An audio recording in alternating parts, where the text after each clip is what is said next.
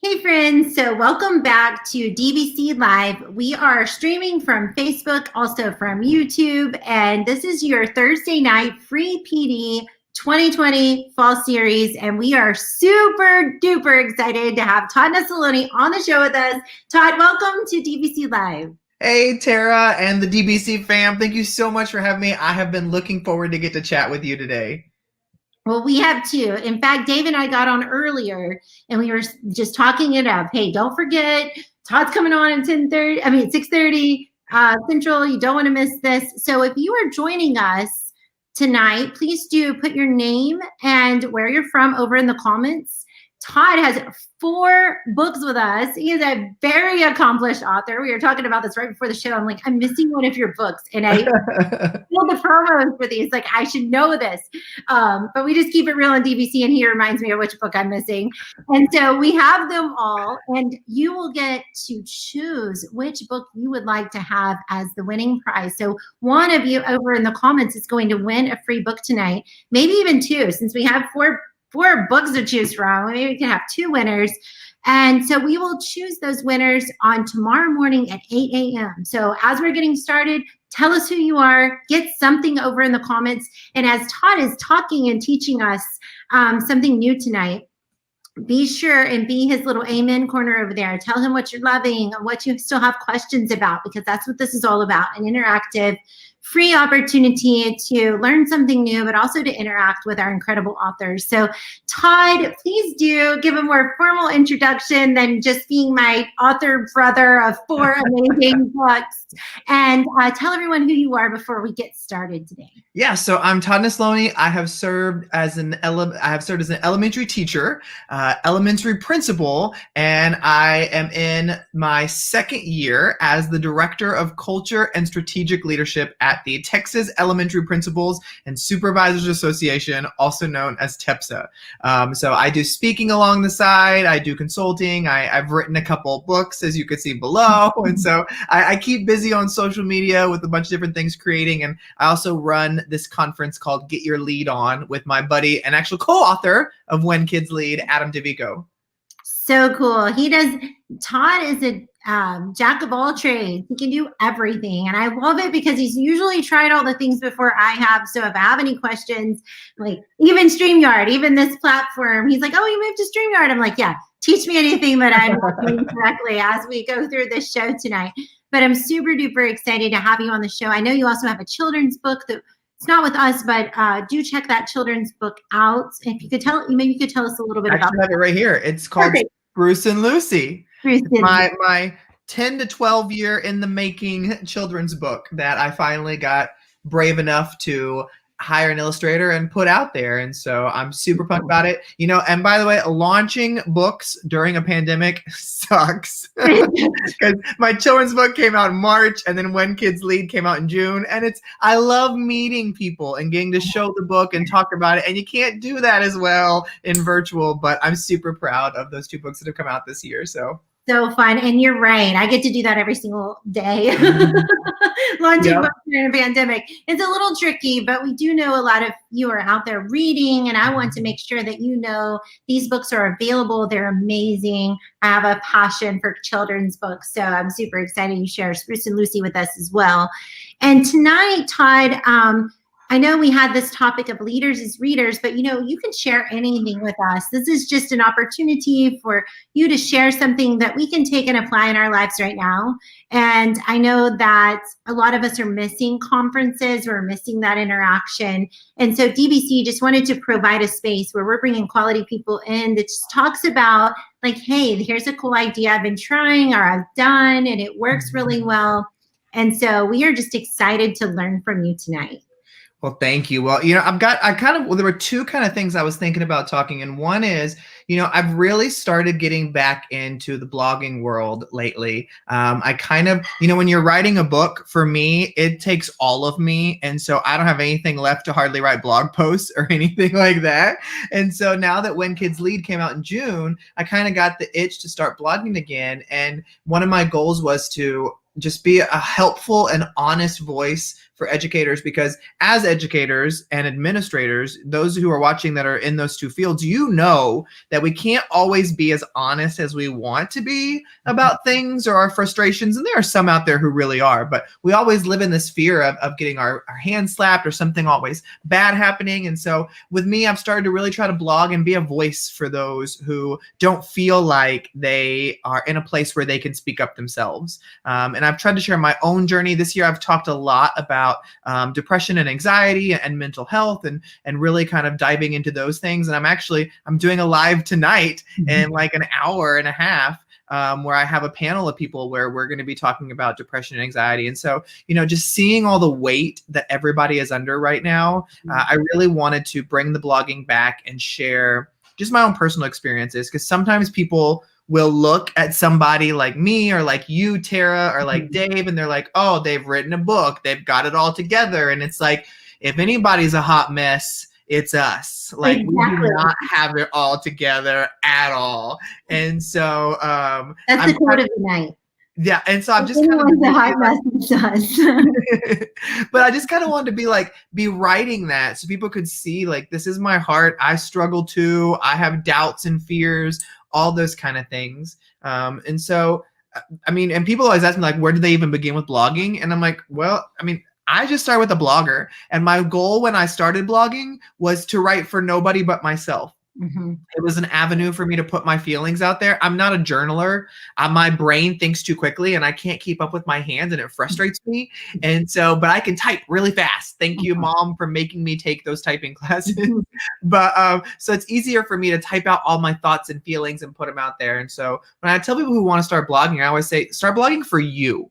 Don't try to be anybody for anybody else or what you think other people need or want. Blog for you, get your own feelings out there. And then what will happen is people will naturally come to that and see the genuineness and the honesty and want to be a part of your story. And don't ever, and Tara, I know you are a big proponent of this too, but don't ever feel like you don't have something to write about. You don't have something to share. You don't have a great idea, or your stuff seems insignificant compared to others.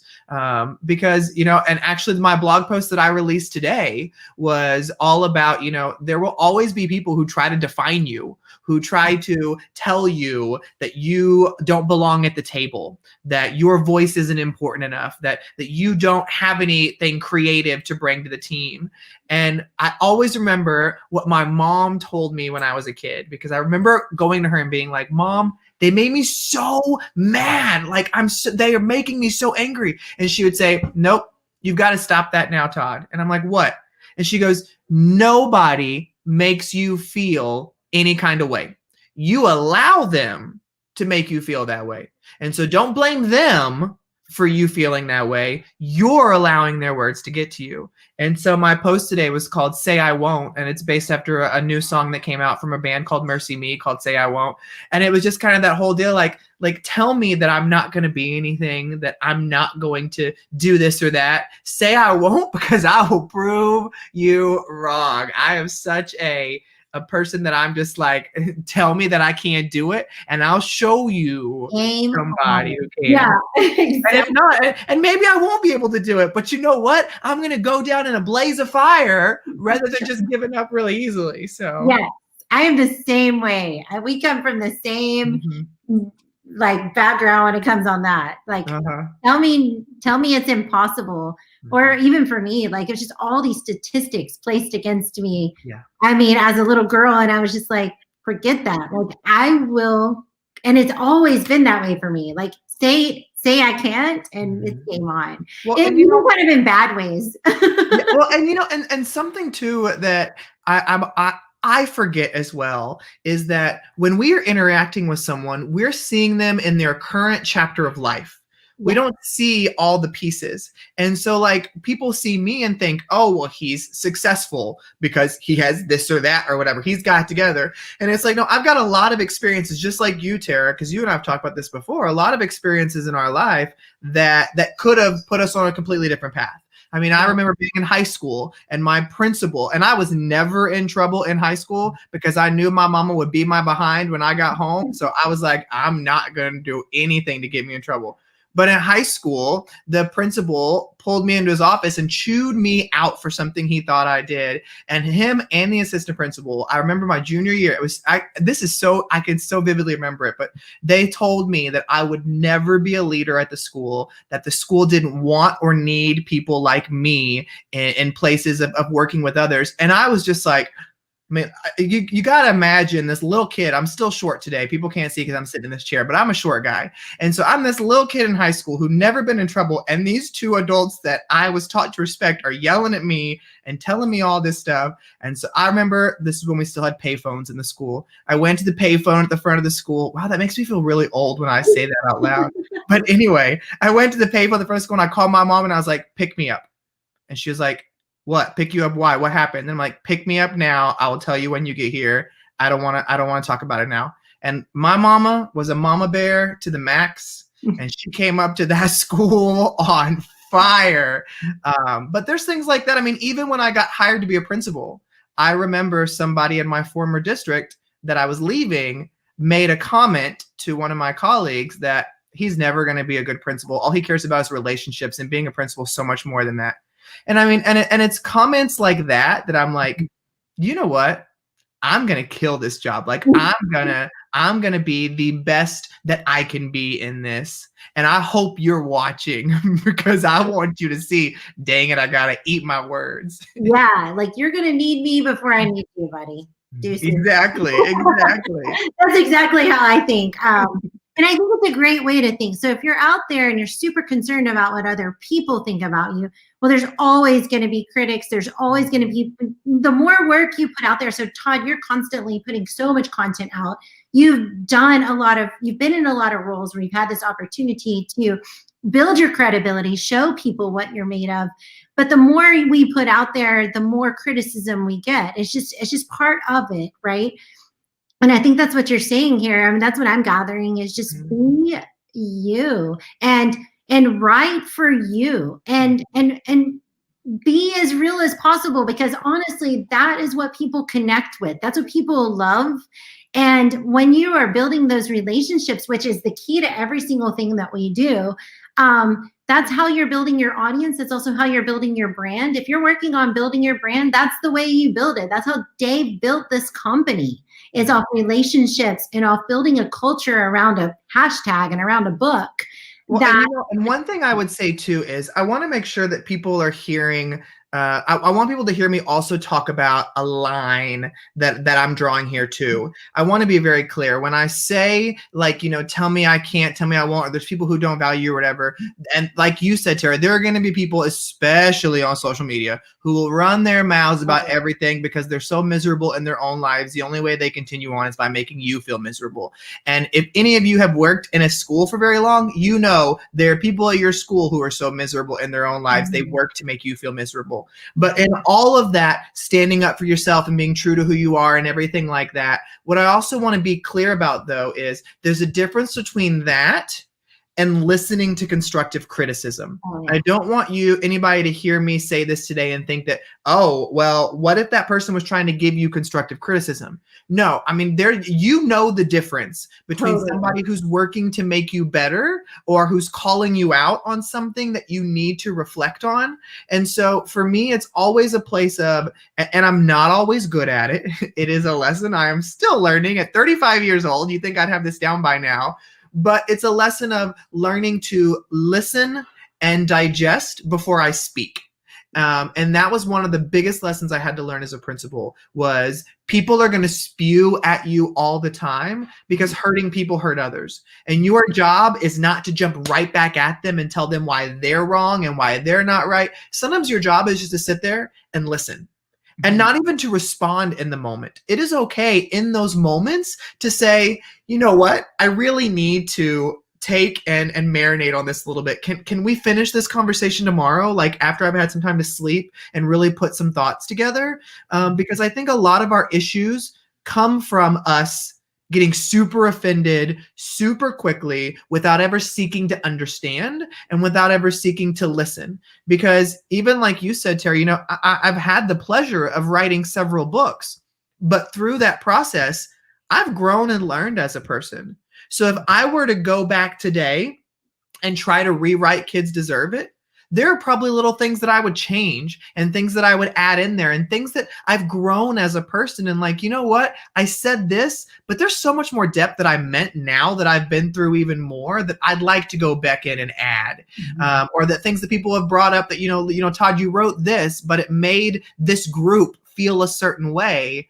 And I had never even taken that into consideration when putting that out there, even if it's in a blog post or an interview or something. And so it's always about me looking at it as owning who I am and knowing what I bring to the table as an element of not allowing doubt to control my life, but at the same time knowing I'm nowhere near who I strive to be in my final form. And so I know that there's always room for growth. And so I keep people in my corner who are not an echo chamber, who their sole job and I don't tell them it's their job, but they know it is because they're that kind of people. But their sole job in my relationship with them is tell me when I'm wrong.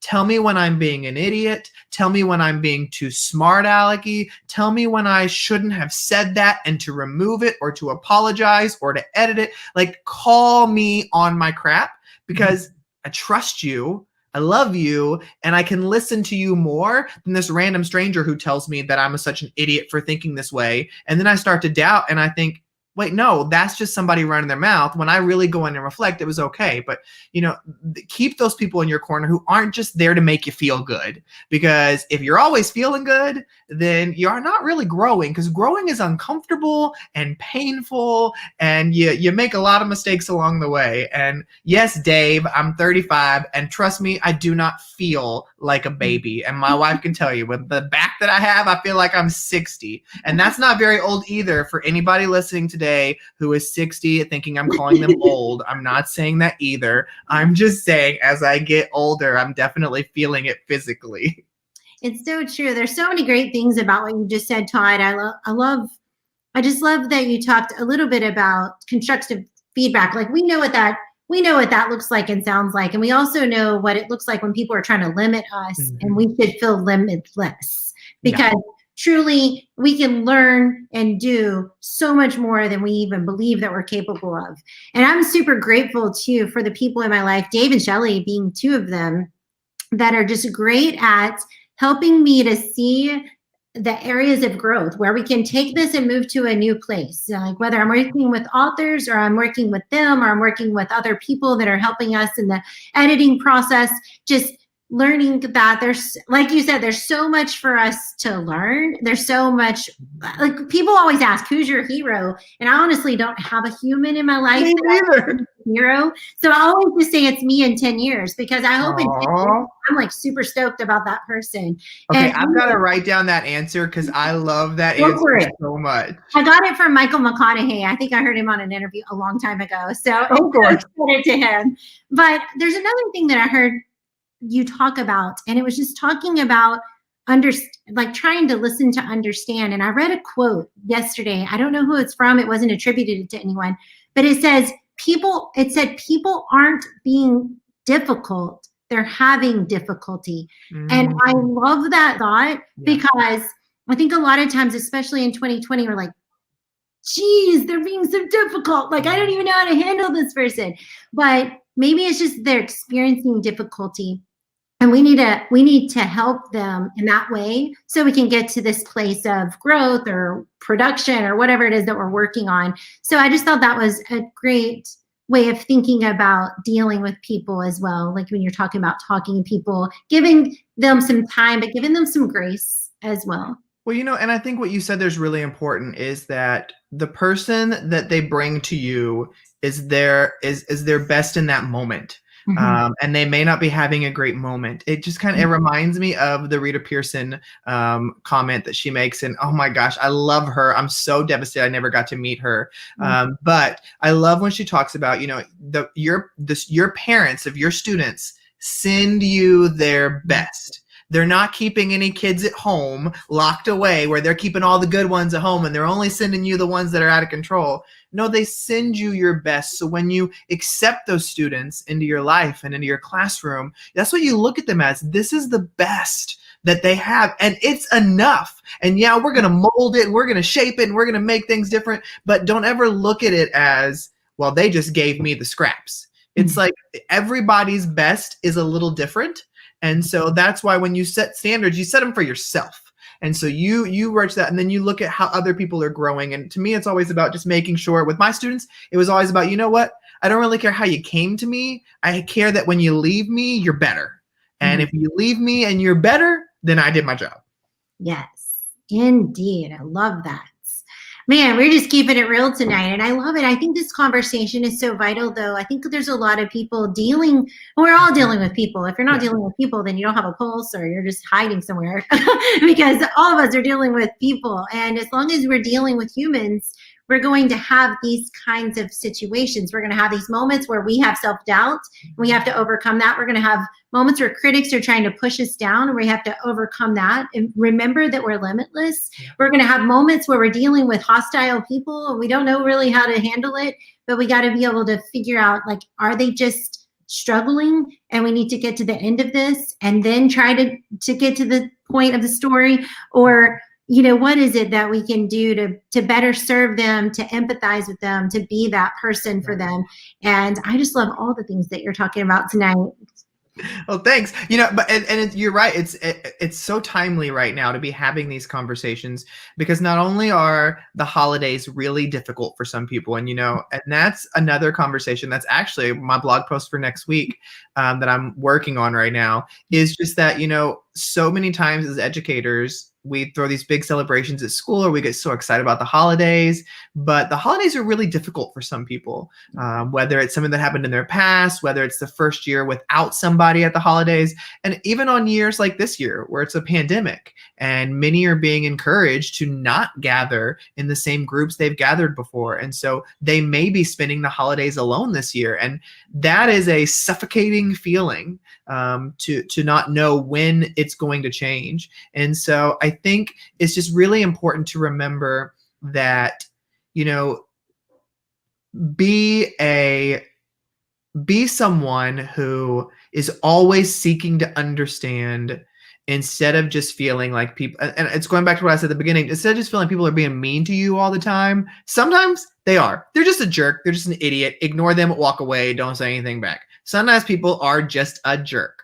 But sometimes it's the time of the year. Our jobs this year as educators are more overwhelming than they ever have been before in the history of education. Your administrators, if you are a teacher at a school, please send a kind note to your administrator. And if your administrator is like the devil, send a kind note to another administrator at another school. Like, I don't care who, but those administrators and the workloads they're carrying as well, and the emotional toll of the parents and the students and everything like that.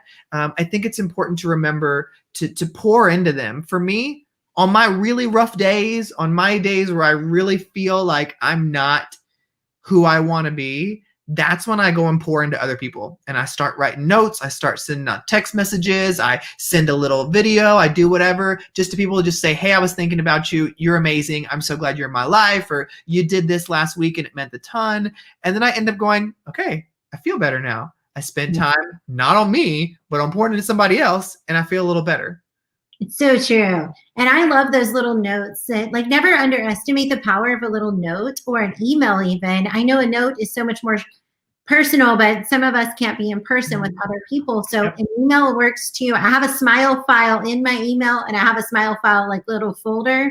And I put all kinds of things. My little smile file is like wide, because if little kids send me handwritten notes for reading Cannonball In with them, I stick them in the smile file. And anytime I'm feeling like super crappy, everything like woe is me, I'm just going to cry under a rock, I just go get my smile file or open that email file and just read some things where people were telling me that I was doing good things, because it just helps people. So if you're giving those notes to people, know that they probably are sticking them on their computer, putting them in their smile file in some way. You know, I had a pick me up folder. I still got it over in my other filing cabinet, but it's so funny because that was my first year teaching. My mentor teacher said, the number one thing I want you to do is every time somebody sends you an email or writes you a note, print it and save it. Put it in this folder, because you're going to have those days where you just want to walk out, where you think nobody appreciates you, the kids don't listen, the kids don't learn, you're not doing a very good job. And that's when you pull that folder out and you're reminded that you are making a difference. And so I love Kristen's you don't suck box. I love that. But that was such a great thing for me to be able to have that, because we all forget that we are doing great work. I even have to, in Tisha as one of my accountability girls, and I'll just be like, woe is me on We Talk Boxer every single day. And I will be like, okay, she'll say something, or we'll say something. It's time to look at the smile file. I'm like, yeah, you're right. Let me go dig that sucker out. Because you're always going to have days like that. And that just lets us know that we're all human. We're all dealing with things. And you were talking about that a little earlier about your show that's coming up, where you guys are going to be talking about mental health. And I know that I've dealt with that. I know Dave has openly talked earlier in Sunday 7 about visiting a therapist and how we go to a doctor for everything else, and we don't see anything wrong with it. But for some reason, we have the stigma with mental health and wellness, and it's just so sad that that is the case. So I'm really excited that your group will be talking about that this afternoon. And if you're in this show, you should definitely join that show as well. Yeah, it's so right. And you made a comment in there that my buddy Daniel Patterson is one of the guests tonight on the panel, and I invited him because I remember him at a training I was at in January when we could still go in person places, and he said, why do you go twice a year to get your teeth checked and to get them and taken care of, but many of us don't seek out mental health supports until we're in crisis? You should be going at least twice a year to check in with a therapist or with a specialist who can kind of help you work through things, because your brain needs to be taken care of as well as everything else. Yeah, and it's like it's so powerful. It controls everything. Yep. Like, why do we not try to take care of the organ that controls everything? Right. We're really concerned about our teeth, or other parts of our body. Yeah, exactly. Yeah, super cool. I'm excited for you to share, Todd, and I'm really just so grateful that you joined our show tonight just to talk about some very real stuff. I know you talked a little bit about reading. We put that in the topic, but we kind of went on a different topic, and I like this topic, honestly. I think it's very timely and perfect. But did you want to share a little bit about reading or books? We call this Readers Are Leaders because, in my book, When Kids Lead, that I wrote with Adam DeVico, we have a whole section in there called Readers Are Leaders, because if we're going to talk about leadership, whether it is leadership in the classroom as the adult, leadership on campus, leadership with your students, your own children, any kind of leadership, you've got to be reading. And, research has shown that the number one way to build empathy in someone is to have them read books and stories with characters that do not look or sound like them. And so a big passion of mine has been working with myself and my schools, but also people who I present to and things like that, making sure the books that we are consuming and the books that we are introducing to our kids and our friends are rich, diverse, and inclusive. And so really making sure that we get out there and find those stories. And it is so easy to find them. Anybody who says, I don't even know where to begin, you know where Amazon is, so go look there, or walk into a Barnes & Noble if one's open in your area and go. Like, it's not difficult to find books with a variety of topics, because for me, when I talk about Readers Are Leaders and these diverse and inclusive libraries, I want to be clear, because right away, when I first started hearing this conversation, I started saying, well, my library is diverse. Like, I've got all kinds of characters in my books. And then I got encouraged one day to do a library inventory. So I went down and looked at all the books I had in my library for students, and I was going through them and identifying the types of characters that were in them. And I found that 95% of the lead characters in my books were white, male, or an animal. Yeah, I had other book characters of color or female, but they were always side characters or characters that somebody had to come in and save. And I realized that I was doing a disservice not only to my students, but to myself, because I wasn't growing and pushing my own self.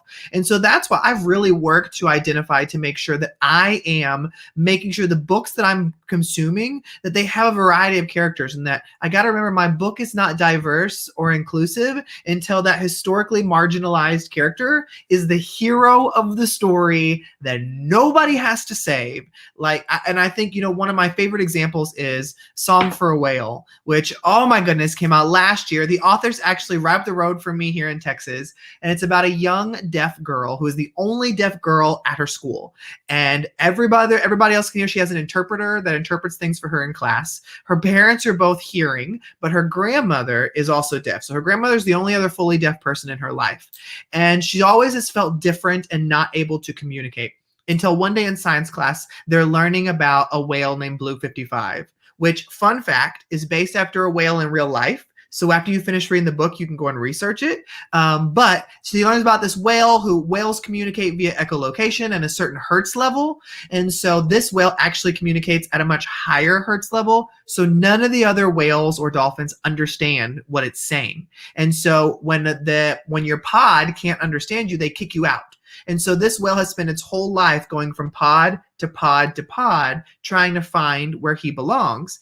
And so the girl learns his migration pattern and decides that she goes home, uses her computer to record this song on the same hertz level as the whale, because her goal is she wants to go where he swims by on his migration pattern, drop a speaker in the water, and play the song so he hears it and knows he's not alone and somebody hears and understands him, because she doesn't feel heard or understood. And so she goes on this crazy road trip to try to get to the whale in time. She takes her grandmother with her. And the reason that I call this an inclusive and diverse book is the two main characters are completely deaf. Not one time does anybody have to step in and save them, or step in and help them solve something because of their deafness. No, their deafness is their strength. It's, goodness gracious, my dog is going crazy. Their deafness is their strength. It's their superpower. And I'm not going to tell you if she makes it in time, but the grandma is hilarious and worth the read alone. But it's just beautiful stories like that they're out there. You've just got to find them and bring them to introduce them to your students. I love that. I had goosebumps. Like I need to grab that book before I leave for vacation for sure. So good. Like, I want to know what happened. I love too that you express that they're the protagonist, and it's not, like you said, it's not that their ability level or lack thereof was a hindrance. It was a strength. It was used as their superpower, you said. And I think that's really important that we look at those like the books, the inventory like that. It's not about what you see in the book. Yeah. It's like, where are they? What is their role in the book? And how can we make sure that is fully inclusive? That's really important. And I think it's important to hear, for people to hear that what I said too was making sure they're also the hero of the story, because sometimes educators, and I was guilty of this. So I want people to know when I speak about this, I'm speaking from my own growth. Like, I had to learn these lessons too, that I first got really defensive when somebody said, well, yours aren't really diverse. And I was like, yeah, look, I've got all these books with Black characters. And I had to learn that all my books with Black characters were slaves or civil rights activists. So my books actually weren't diverse. I was perpetuating stereotypes for that group of people. Or when all your books with Muslim characters have them as the antagonist or fighting in a war, your books are not diverse. You're perpetuating stereotypes. Or with all your books with Latinx characters, have them as dangerous immigrants or people who speak only one language. It's like, no, they're so much more rich and than that. And so making sure that They are that hero, that beautiful character that amplifies everything that's special about them instead of puts them in a box that we were stereotypically raised to view them as. Yes.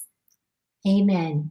That's all I have to say. I love all of that. I think you have a lot of amen over here in the comments. Letiziana is definitely feeling this topic and thanking you so much for expressing it so beautifully. And I think it's just something we all need to be reminded of, as well as our earlier topic of reminding us of who we are, what we are capable of, and moving forward, learning, growing in life, but also reminding ourselves that you can do hard things. And some things like writing a blog, I think that's one of the best journeys, back to our earlier topic. Yeah. If you think I'm switching topics, I kind of am. I'm just blending them all together so we can summarize this sucker.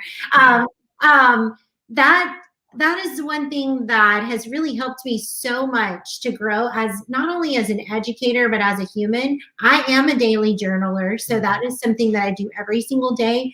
But writing the blog and actually publishing it out to an authentic audience has been a game changer for me. I've only been blogging for 4 years.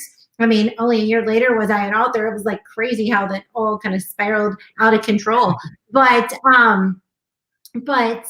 that changed the dynamics because I always got to blog for myself and write for myself in my journal, and I could just express everything. But I kind of moved that very real blog. I mean, some of my journal entries become blogs and shared it with the world. And I was so surprised at how many people, like you said earlier, were just able to connect and relate. Carly was saying your message hit home this morning in your blog, and you were talking about how real it was. And I think that's what we need to remember to do. Don't try to